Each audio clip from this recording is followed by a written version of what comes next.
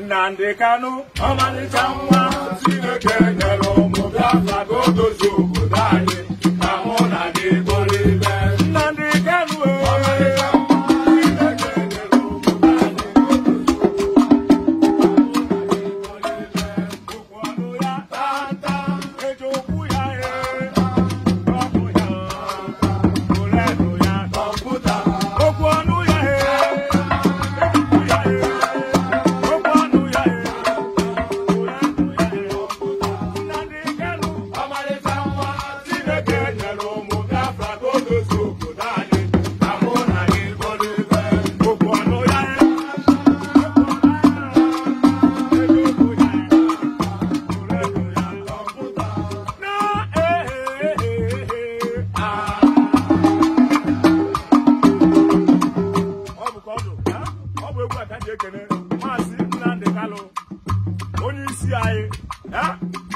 today, the 25th of September.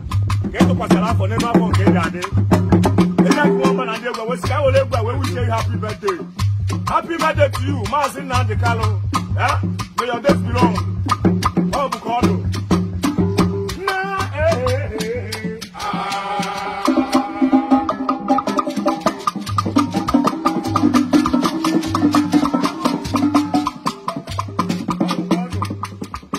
Happy birthday.